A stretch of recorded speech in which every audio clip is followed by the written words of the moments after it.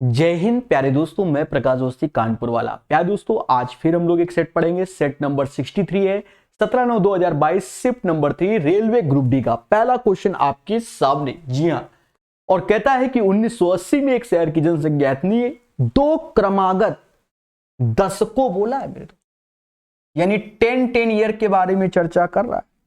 क्या बोला है? दशकों, यानी 10-10 साल का मुद्दा है। दो क्रमागत दशकों में इसकी जनसंख्या 10% प्रति दशक की दर से वृद्धि होती है। वर्ष 2000 में कितनी होगी, बस यही पूछा गया।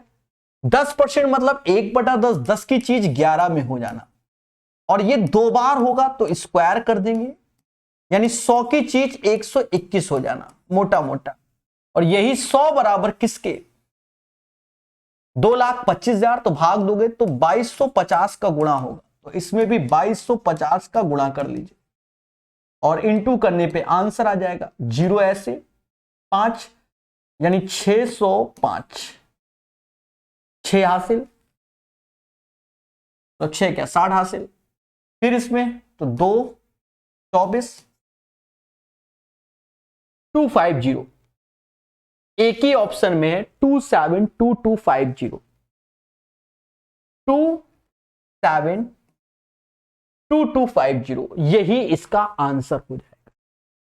उम्मीद है आपको समझ में आ गया होगा, और अगर दिमाग लगाना है तो आप लगा सकते हो, क्योंकि ये 9 का मल्टीपल है। 9 का मल्टीपल 7 2 9, 5 3 8 2 10, नहीं 7 2 9, ये 9, ये 2 एक्स्ट्रा, 7 2 9 6 7 8, लेकिन यहां 7 2 9 और बाकी जो बचा है उसका भी योग 9 है, यानी उसके माध्यम से भी हम कर लेंगे। x + 10/x = 7, और मान देखो, इसको वाया ऑप्शंस जाओ तो ज्यादा बेटर रहेगा।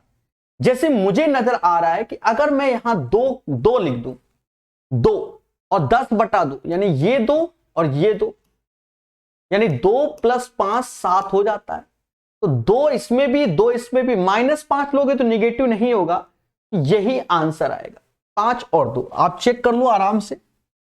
5 रखोगे, 5 से भाग दोगे तो ये भी हो जाएगा। सर मजा नहीं आया, तो आप इसको बेसिक से ही कर दो। x² + 10 = 7x के, x² - 7x + 10 = 0 के। क्वाड्रेटिक इक्वेशन माइनस प्लस तो रूट्स होंगे प्लस प्लस, रूट्स होंगे प्लस प्लस। 10 का मतलब 5 × 2, तो 5 और 2, 5:5 मतलब 5,2 is the right answer of this one.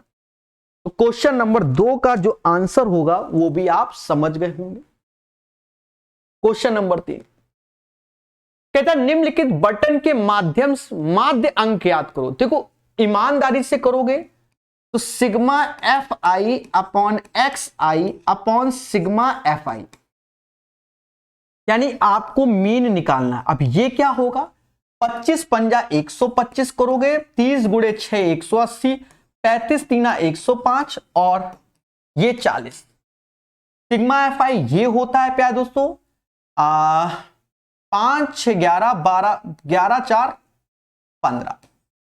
ऊपर वाला डेटा जोड़ लो और फिर खेलो, तो 125 ये 230 हो गया, 230 हो गया, और ये 220 हो गया, यानी 450 हो गया बटा 15, 30 इसका आंसर आएगा। ये वो तरीका है जो ईमानदारी का है। 30। अब हमने आपको यूथ 2024 में ये चैप्टर बहुत बेहतरीन तरीके से पढ़ाया, ठीक है। हम आपको कैलकुलेशन कैसे समझाते हैं कि इसमें आप देखो नियरेस्ट कौन सा, 30 29 32 31, तो इनमें से कौन संख्या इसमें है, तो आप कहोगे सर 30 है।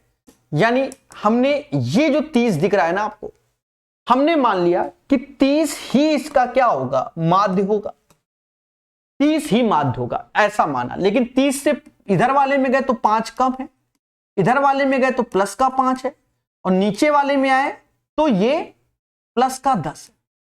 अब मेरे दोस्तों इनका गुणा कर लो, इसका इसमें गुणा तो माइनस का 25 आया, इसका इसमें तो प्लस का 15 आया, इसका इसमें प्लस का 10।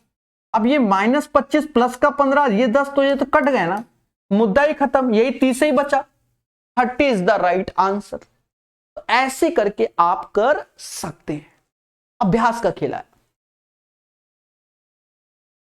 कह रहा है द्विघात समीकरण के मूलों की प्रगति निम्नलिखित में से किसे संतुष्ट करेगी। तो इसको सॉल्व कीजिए। देखो इसमें करोगे तो एक्स स्क्वायर, ये 12x, ये 6, 18x हो जाएगा, बरछंग 72 हो जाएगा, और ये 16 है तो इधर आएगा माइनस का 16 इज इक्वल टू 0, यानी x square plus 18x plus का 54 बराबर 0। 54 नहीं मोदी जी 56 आएगा।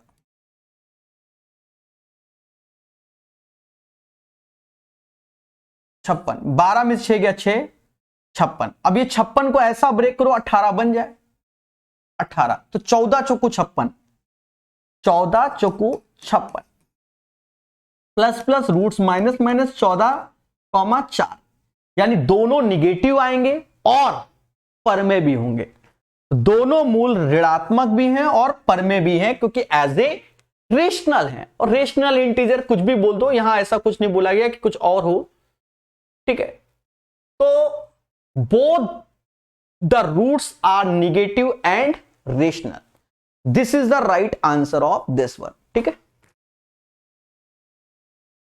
सर्वांगसम त्रिभुजों के लिए इनमें से कौन सा अनिवार्य रूप से सत्य नहीं है, यानी दो ट्रायंगल हमारे क्या है, सर्वांगसम है, तो इनमें से कौन सा स्टेटमेंट, ये नहीं कि परमानेंटली यही होना चाहिए, ठीक है, कॉन्ग्रेंट के लिए। तो अब सर्वांगसम में आपने देखा होगा एक तरीके से दो ट्रायंगल का एरिया बराबर होना चाहिए, जैसे आपने नहीं side side side angle side या साइड साइड साइड, ये सुना तो होगा ही होगा, बस वही चीज वाली प्रॉपर्टी। यदि एक त्रिभुज की कोई दो भुजाएं, भुजाओं के बीच का कोण दूसरे त्रिभुज की दो संगत भुजाओं और उन दो भुजाओं के बीच के कोण के बराबर हो, तो यह त्रिभुज सर्वांगसम होगा। लेकिन यहां कह रहा है अनिवार्य रूप से सत्य नहीं है, यह स्टेटमेंट दे रहा है। यदि एक त्रिभुज की कोई दो भुजाएं और भुजाओं के बीच का कोण, तो यह तो 100% सत्य है, यह तो होता ही होता है। यदि एक त्रिभुज की तीनों भुजाएं दूसरे त्रिभुज की तीनों भुजाओं के बराबर, तो यह भी सर्वांगसम की प्रॉपर्टी है, 100% ट्रू है। यदि एक त्रिभुज की दो भुजाएं और एक कोण, दूसरे त्रिभुज की दो भुजाएं एक कोण, ये नहीं, ये 100% नहीं है, ये फॉल्स है। सर ऐसा क्यों? अभी जो पहला स्टेटमेंट आप देख रहे थे उसमें दो भुजाएं और उनके बीच का कोण, दो भुजाएं उनके बीच के कोण के बारे में बात कर रहा है। इसमें कह रहा है कि दो भुजाएं एक कोण, अब दो भुजाएं ये और कोण ये ले लो, दो भुजाएं ये कोण ये ले लो, तो इससे हम सर्वांगसम नहीं प्रूव कर सकते, दैट्स वाई ये हमारा नहीं हो सकता, ठीक है। तो C is the right answer of this one, जो क्वेश्चन बोला उसके हिसाब से, आगे हम चेक करने की जरूरत ही नहीं, ठीक है। भाई कह रहा है 100% ट्रू नहीं, वैसे तो होता था पर 100% नहीं है ना, ट्रू फॉर कॉन्ग्रेंट ट्रायंगल, ठीक है। तो नहीं, मुद्दा खत्म। कह रहा है दोनों डिग्री कॉलेज में 2016 में कुल 270 और 2019 में कुल 220 का रेशियो चाहता है, 27 और 22 का रेशियो आ जाएगा, यानी क्वेश्चन नंबर 6 का आंसर 27 और 22 का रेशियो हो जाएगा। कह रहा है ग्राहक द्वारा नगद भुगतान किए जाने की स्थिति में एक व्यापारी किसी वस्तु पर 10% की छूट प्रदान करता है और उस वस्तु पर 10% लाभ प्राप्त करने के लिए उसे क्रय मूल्य से कितने प्रतिशत अधिक लिखा जाए। यहां सिर्फ दो बातों पे चर्चा हो रही है, सीपी और एमपी पर, और हमने कई बार बताया है कि 100 माइनस डिस्काउंट सीपी और 100 प्लस पी प्रॉफिट, 10% की आपको छूट दे रहा है, तो 100 में 10 गया 90 आया, 10% लाभ, तो 100 में 10 जोड़ोगे 110, यानी 9 की चीज 11 में लिखी जा रही है, 9 की चीज 11 में, तो 9 की चीज 11 में दोनों का अंतर 2, और किस पे देखोगे, 9 पे देखोगे और इंटू 100, यानी 22.22% इसका आंसर आ जाएगा, 22.22 22% is the right answer of this one, question number 7। ठीक है, निम्नलिखित का मान ज्ञात कीजिए। देखो मोटा मोटा मैं आपको बता दूं, क्यूब याद हो जल्दी कर लो, फालतू में दिमाग लगाओ। 23 का क्यूब 12167 होता है, 11 का क्यूब 1331 होता है, 12 का 1728 होता है। याद रखो मेरे भाई, 8 1 9 5 और 3000 इसमें घटा लो। 17 में से 9 गया, 8 आया, यहां 0 आया, ये 1 आया और ये 9। ये इससे फास्ट कोई तरीका नहीं, बनाने बैठोगे चेक करोगे सिर का दर्द है। हाँ हो गया। 23 का क्यूब याद ही होना चाहिए 12167, 11 का क्यूब याद है, 12 का याद है, 1 से लेकर 30 तक तो बिल्कुल रट लो, इस पे मैं कुछ नहीं करूंगा। यहां क्वेश्चन कह रहा है, इसको समझो, बढ़िया क्वेश्चन है मेरी नजर में। कह रहा है 3 संख्याएं परस्पर सहअभाज्य। सहअभाज्य का मतलब क्या होता है? को प्राइम नंबर, यानी HCF 1 होना चाहिए। ये मैंडेटरी नहीं कि वो संख्या प्राइम हो, जैसे 4 9 दोनों प्राइम नहीं, लेकिन HCF 1 है, दैट्स वाई ये को प्राइम नंबर है। क्या है? को प्राइम नंबर। ठीक है, तो कहता है प्रथम 2 और अंतिम 2 के गुणनफल इतने हैं, यानी 2 संख्या हमने A और B ले लिया और B और C का जो गुणनफल है वो 432 और 945 है। तो मेरे दोस्त इसका HCF आपको निकालना होगा, highest common factor. Highest common factor देखो, अगर हम निकालने बैठ रहे हैं तो 4 3 2 9 4 5 दोनों 9 के गुणनफल है, दोनों 9 के गुणनफल है। पहले बोलो हां, 9 से काट दो, 9 को 36, 9 8 72, 9 को 36 9 10 से 105। अब ये दोनों 3 के हैं तो फिर 3 से भी काट दो, ये 16 हो गए और ये 35 हो गया। अब आप खुद देखो इन संख्याओं की ओर, क्या 16 35 और 27 में कुछ कॉमन है? कुछ भी कॉमन नहीं। 16 35 27 में, यानी यही जो 3 संख्या की बात हो रही है वो 16 27 35 ही है। ये हमारे को प्राइम नंबर है, लेकिन हमें अब कह रहा है एलसीएम बताओ। अगर आपको लग रहा है तो देखो 16 गुणे 27 432 आएगा, 27 गुणे 35 945। इनमें से कुछ भी कॉमन नहीं, यानी इनका जो HCF है 1 है, दैट्स वाई ये को प्राइम नंबर है। और अगर आपको लग रहा था सर ने ये दिमाग लगाया, आपको कुछ नहीं करना, 945 और 432 का HCF निकाल लो, हाईएस्ट कॉमन फैक्टर। वो जब HCF निकालोगे तो वो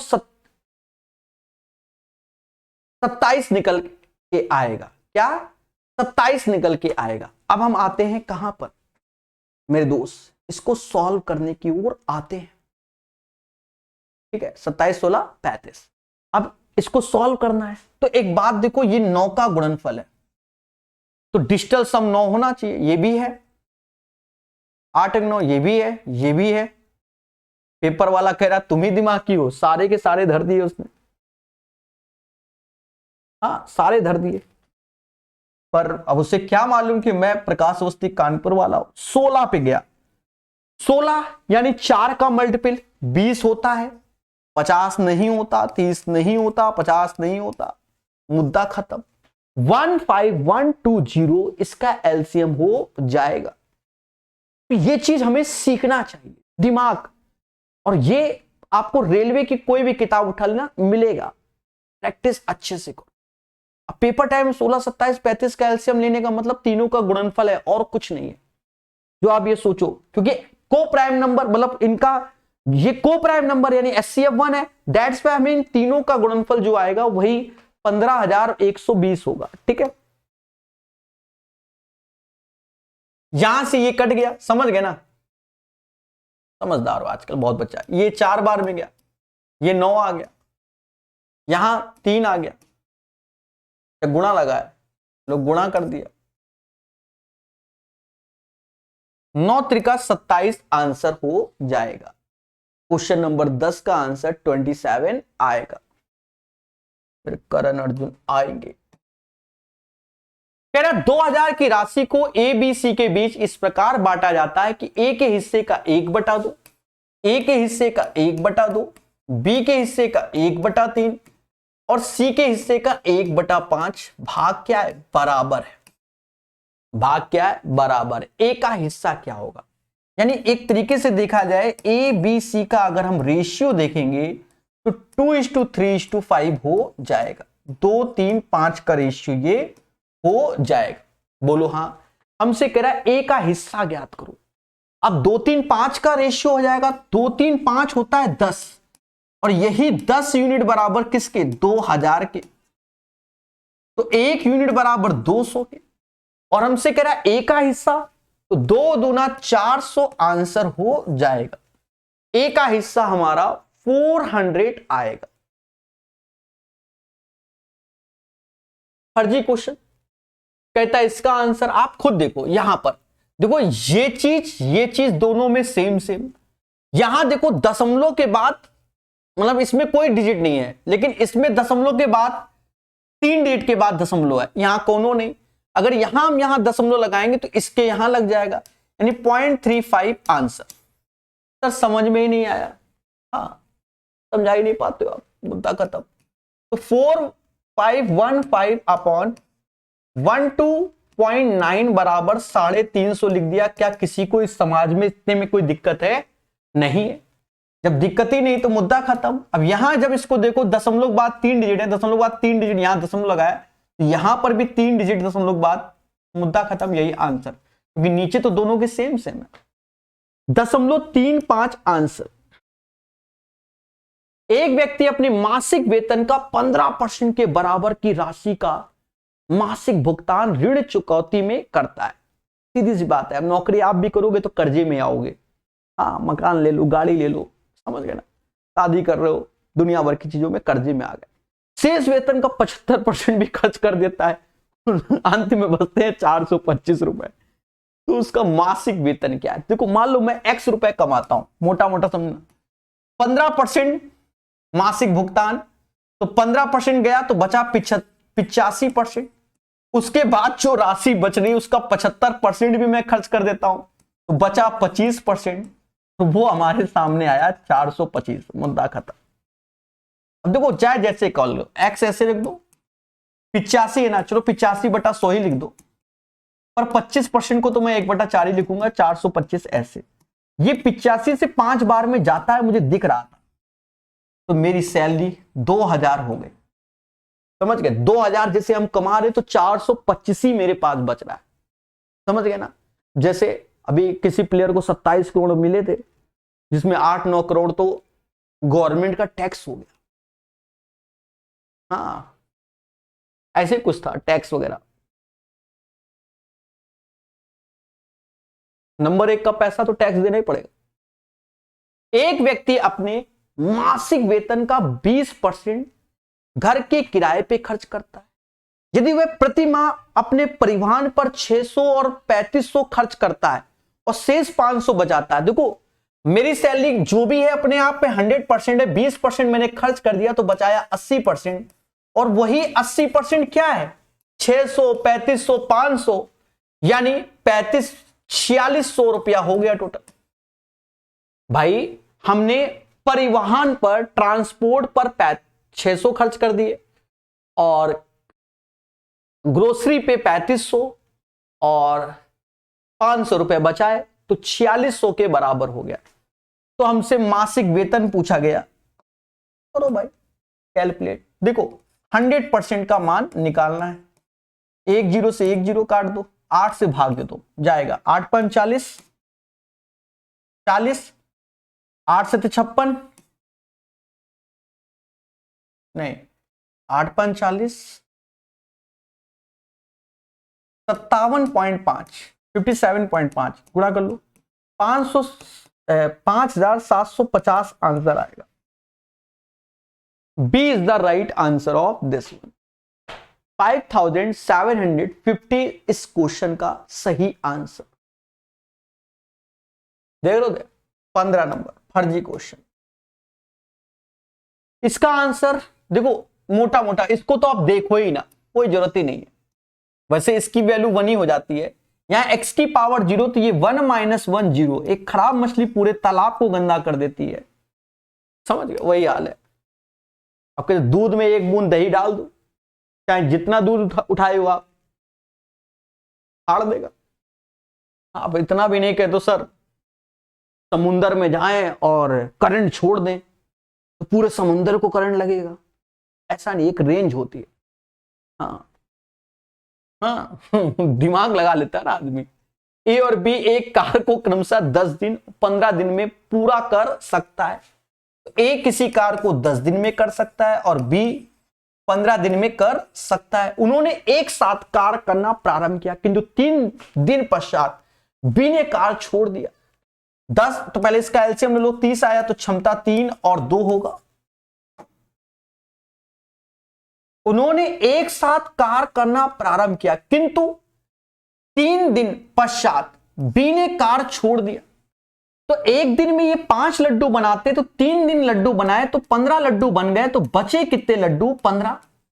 बोलो हां, बचे कितने लड्डू? 15। और बी ने कहा हम नहीं करेंगे, तो अब काम कौन करेगा? ए कहता मैं तो एक दिन में 3 बनाता हूं, 3 लड्डू। यानी ए ने शेष कार को अकेले पूरा करना किया। तेरा पूरा कार कितने दिनों में हुआ? तो भैया 3 दिन तो पहले लगे थे ना, तो पूरा 8 दिन में हुआ। और शेष अगर बोलता तो वो 3 दिन में, शेष बोलता तो 5 दिन में। तो हमसे कह रहा पूरा कार कितने दिन में? पूरा कार प्यारे दोस्तों 8 दिन में हुआ। 2 अंकों वाली एक संख्या के अंकों का योग 9 है, देखो सभी का 9 है, पर यहां बोल रहा है यदि इस संख्या के दाहिने स्थान पर मौजूद संख्या इकाई स्थान पर मौजूद संख्या का 2 गुना है। हाँ, 5 का डबल 4 होता है? नहीं। 6 का डबल 3 होता है? नहीं। 3 का डबल 6। खत्म, यही आंसर। तो वो 2 अंकों वाली संख्या ज्ञात करो, 63 होगा। समझ गए? तो यहां आपका प्रेजेंस ऑफ माइंड बहुत बेहतर होना चाहिए। ये नहीं कि लग गए मिशन में, आज तो हम करके मानेंगे, प्रकाश सर स्टूडेंट है, हाँ, खेल जाएंगे, ऐसा नहीं। पेशेंस। 10 सेंटीमीटर त्रिज्या वाले गोले से एक समान, अब 10 सेंटीमीटर त्रिज्या, तो गोले का आयतन होता है 4/3 पाई आर क्यूब, यानी 10 का क्यूब। कह रहा है एक समान 1000 छोटे गोले बनाए गए, तो 1000 गोले बनाए गए, 4/3 छोटे पाई आर क्यूब, जिनमें से सभी छोटे गोलों का कुल आयतन बड़े गोले के आयतन के बराबर है। ना बोलता तो भी है वही है, क्योंकि बनाया गया है। यानी एक आकृति से दूसरी आकृति, 1000 से 1000 गया, ये गया, आर बराबर 1 आया। लेकिन हमसे आगे करके खेल गया कि जल्दबाजी में 1 में टिक मार दें। प्रत्येक छोटे गोले का व्यास बताइए। त्रिज्या 1 व्यास 2, त्रिज्या 1 व्यास 2, ये ध्यान रखना है। ये होता है आजकल, नया चलन है। त्रिज्या निकाला बच्चा, वही आंसर, सीधे 1 में टिक।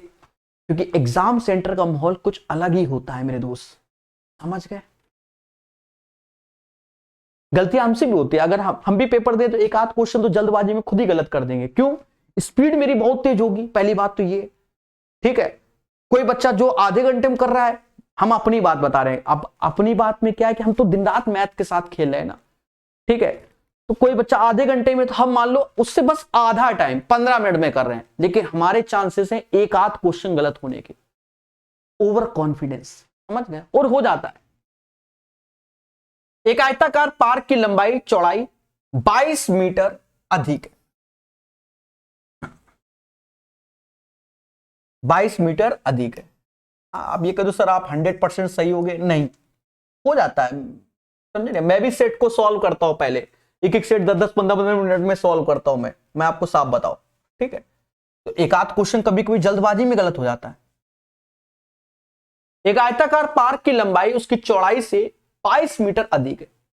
ये x है और ये x + 22 है। इनका क्षेत्रफल 1400 हो जाता है। अब इनका क्षेत्रफल तो x + 22 1400। अब एक बात को समझो, अगर हम इसको x² 22x और 1400 करें तो बड़ा समय लग जाएगा। हमको चौड़ाई ही चाहिए, यानी x चाहिए। ऑप्शंस में आओ। अगर हमने 21 रखा, 21 जो कि 3 का मल्टीपल है, क्या 14 3 का होता है? नहीं रख सकते, नहीं रख सकते। 35 रखा, 35 7 का होता है, 5 का, ठीक है। यहां 35 रखो, 3 5 3 5 3 5 57, क्या 1457 का मल्टीपल है? नहीं, 28 रखो, 28 ऐसे, 28 22 50, 28 50 1400, 28 इज द राइट आंसर। ये दिमाग लगाना पड़ता है, समझ गए? अब फैक्टर करोगे समय की बर्बादी। एक वस्तु का अंकित मूल्य 150 है, दुकानदार उस वस्तु खरीदने पर 20% छूट प्रदान करता है और 25% लाभ प्राप्त करता है, वस्तु का क्रय मूल्य। तो बस याद रहे, दो चीजों पे जब चर्चा होती है, सीपी और एमपी पे, हमेशा इस पे जाएंगे हम, सीपी और एमपी। 100 माइनस डिस्काउंट हमारा सीपी होता है और 100 प्लस पी हमारा एमपी होता है। 100 माइनस डिस्काउंट और 100 प्लस पी। अब 100 माइनस डिस्काउंट तो 100 में 20 गया तो ये 80 आया, और 100 में 25 जोड़ा तो ये 125 हो गया, और 16 5 से, और ये 25 बार, 16 की चीज 25 में। वस्तु का क्रय मूल्य कितना होगा? तो देखो, सेलिंग प्राइस हमारा मतलब एमआरपी 150 है, तो 25 बराबर 150 के, यानी 6 गुने के। तो सेलिंग प्राइस 16 गुणे 6 96 हो जाएगा, यानी इसका सेलिंग नहीं, सीपी पूछ रहा है, सॉरी क्रय मूल्य पूछ रहा है ना। 16 और 25, 16 हमारा सीपी, 25 हमारा एमपी, और 25 गुणे 6 150, तो 16 गुणे 6 96 रुपए एज ए हमारा सीपी यानी क्रय मूल्य आ जाएगा। इसका राइट आंसर आपके सामने। अभी 7-8 क्वेश्चन बचे। एक बस 84 kmph की चाल से चल रही है, यदि इसकी चाल में 12% कमी कर दी जाए तो नई चाल। देखो, 84 का 12% निकाल के कम कर दो, ठीक है। 12 चौक 48, 4 हासिल, 96 400, यानी ये चीज 96 400।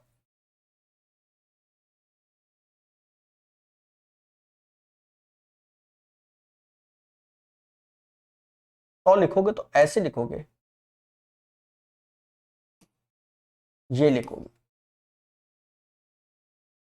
100 में से 8 गया तो 92 आया, 3 में से 3 ही आया, 7.92 इज द राइट आंसर।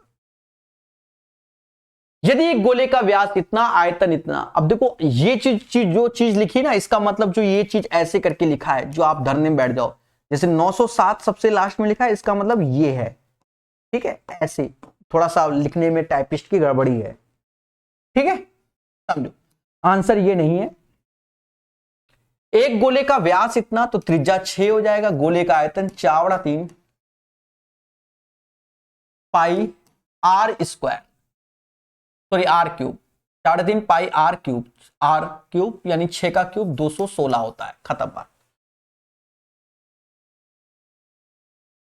6 का क्यूब 216, 3 से ये कटता है 72।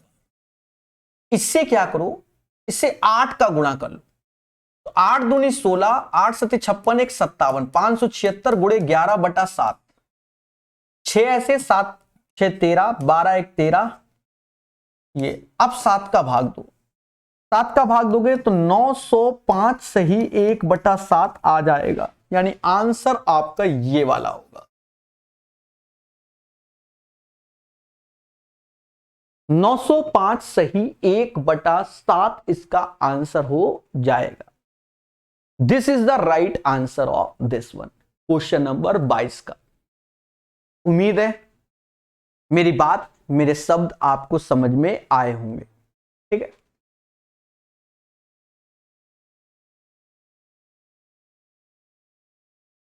कहता है इसको सॉल्व करो। मेरे भाई ये तो 24 हो जाएगा, आप खुद ही बताइए।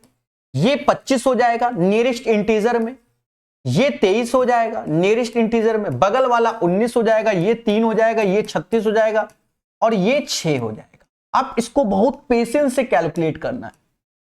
तो ये तो देखो, इसको हम जोड़ लेते हैं, 5 4 9 3 12, ये 72 हो गया, ये -57 हो गया, और ये 6 हो गया, यानी 51 घटाना है। 72 में 51 जाएगा, 21 आएगा। 21 is the right answer of this one. Question number 23 का सही आंसर 21 आ जाएगा।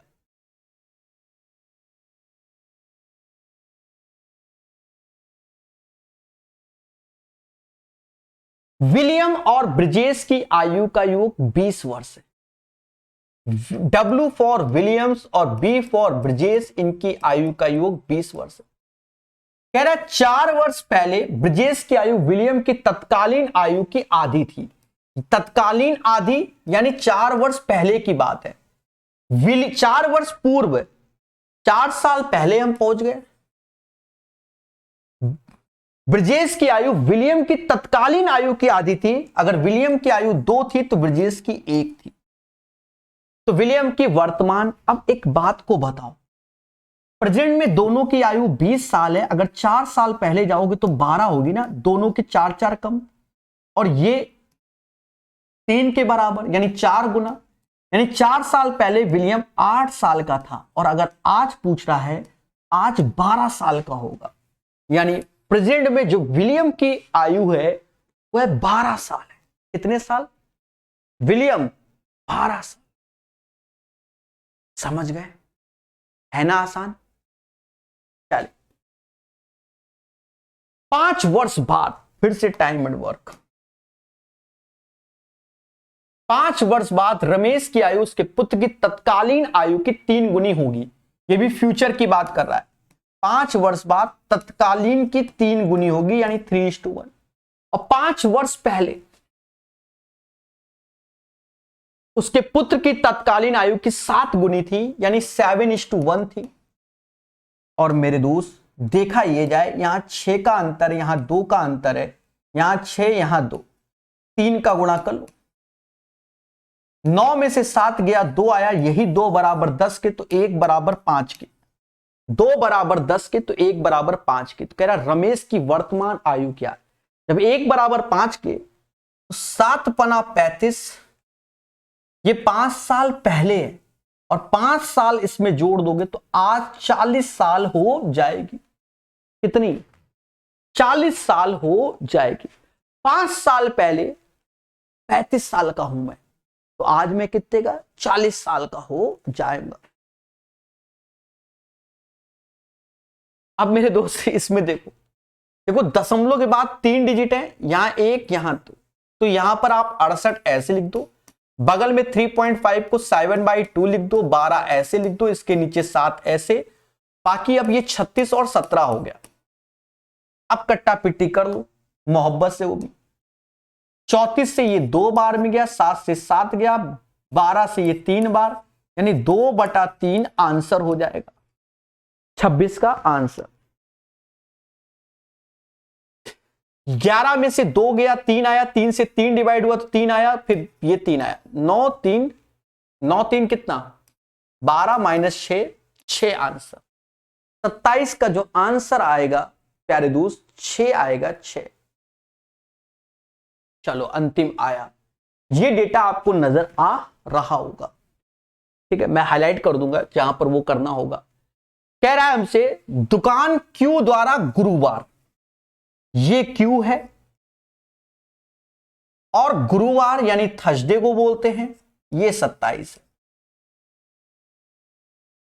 27 दुकान क्यू द्वारा गुरुवार को और दुकान द्वारा शनिवार को। यहां मेरा टाइपिस्ट ने कुछ ना कुछ गड़बड़ कर दी, तो इंग्लिश में देख लेते हैं। What is the average number of air cooler sold by Q on Thursday by shop S on Saturday? अच्छा S है यहां पर, दुकान यहां पर S है, ठीक है। S द्वारा सैटरडे को जो कि 76 है,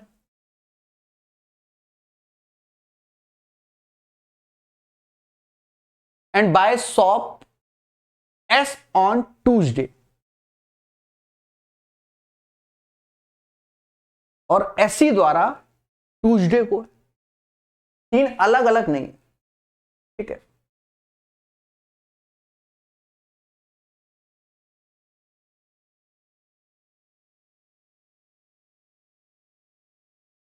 दोस्तों आप मुझे जरा सी समय दो। अब मुझे मोबाइल खोलना पड़ेगा अंतिम क्वेश्चन के लिए, ठीक है।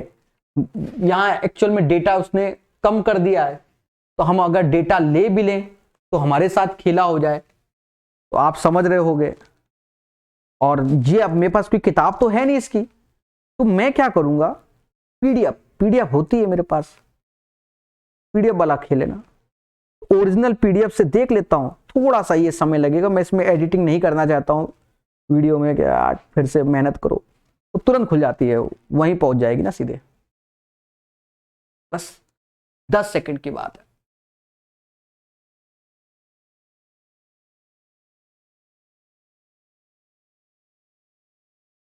टाइम लगता है, तब तक आप लोग समझ ही रहे हो। हाँ मिल गया, मिल गया, मिल गया, मिल गया। दुकान क्यू द्वारा गुरुवार को, दुकान टी द्वारा, यहां पर टी है, टी द्वारा शनिवार को और एस द्वारा मंगलवार को। What is the average number of air cooler sold by Q on Thursday, S on Saturday, S on Saturday and S on Tuesday. तो एस ऑन ट्यूसडे है और यहां ये टी ऑन सैटरडे है, ठीक है, टी ऑन सैटरडे, ठीक। हम उसी के साथ चल रहे थे, अभी खिला हो जाता मेरे साथ, ठीक है। पूरा क्वेश्चन ऐसे कम तैसे कर देता मैं। तो क्यू ये है, बड़ा सिंपल है, क्यू थर्सडे और दुकान टी सैटरडे और दुकान एस ट्यूसडे, बस इनका योग करके औसत निकालना है, यानी 60, 27 और 15, ठीक है। बेचने कूलरों की संख्या का औसत कितना होगा, औसत, तो औसत ये 3 लोग हैं तो 3 से ही, 7, 5, 12 हासिल 1, 6, 2, 8, 1, 9, 1, 10, 102/3, यानी 34 इज द राइट आंसर। इस क्वेश्चन का आंसर 34 आ जाएगा। उम्मीद है आपको ये सेशन समझ में आया होगा। और प्यारे दोस्तों, बस अच्छे से पढ़ते रहो, 63 number set complete, solution PDF Telegram में मिल जाएगी। वीडियो को इतने ही रखते हैं, धन्यवाद।